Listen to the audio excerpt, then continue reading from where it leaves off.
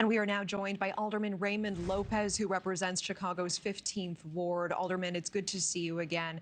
And we know Sheridan was out walking with her friends near the college campus, police saying that this is the case of wrong place at the wrong time. And we see her family pushing back on that. She says her death cannot be reduced to that.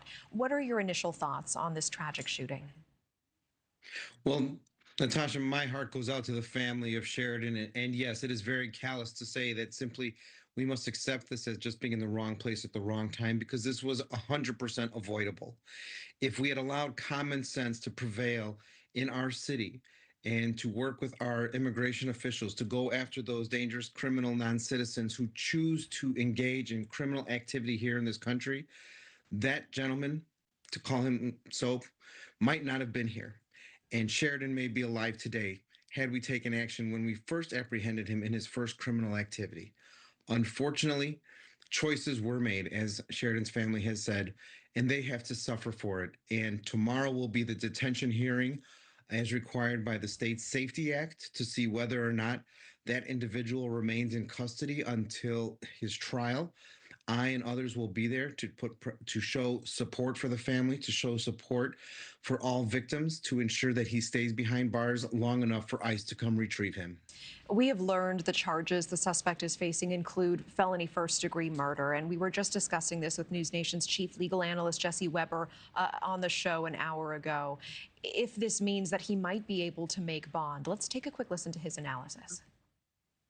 Of these charges means that when there was I believe it was a few hours ago, there was a request for an ICE detainer because they weren't really sure if he was going to be charged or not. That's moot. With those charges, by all accounts, he's not making bond. There's going to be no bond. So now it becomes a question, how did this happen? Jesse believes that he will not be out of jail before he is tried in court. But looking back, and you allude to this, the suspect was arrested in 2023 for shoplifting in Chicago. Do you look at that release and think that was clearly a mistake? Or was it the right move to release him after an arrest for something like shoplifting? You know, what happened was that, according to the Safety Act, the judge in this case, Peter Gonzalez, made a determination that he was not a threat to the community. But then this individual skipped out on his required return to the courthouse. Medina chose not to come back to face justice, so a warrant was put out for his arrest, which wasn't actually executed fully until he was arrested the other day, also in connection to the murder of Sheridan Gorman.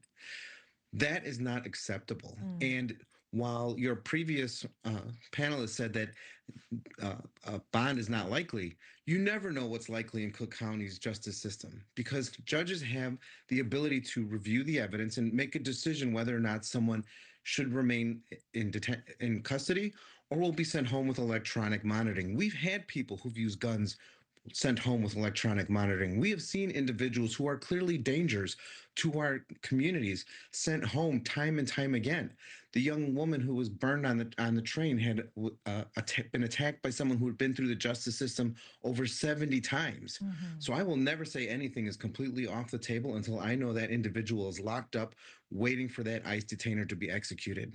Students and families in the neighborhood frequent the park that Sheridan was killed at. We know she was out with friends. She was trying to see the northern lights that morning. She was in a group, and that's an idea that's taught to people to stay safe on the streets. You know, bear that in mind, just stay in a group. Do you believe that it's not safe for students or families to be out at dark in Chicago? I believe that as much as we tell people to take precautions, that as much as we tell people to be aware of your surroundings and keep your head on a swivel, this clearly was somebody who decided to shoot from the sandbar at people who were on a pier. They would never have known that that individual was hiding there. They would never have known that he was in the weeds, frustrated with his own life, and decided to take out his angst on this group of individuals. There's no way to prepare for that.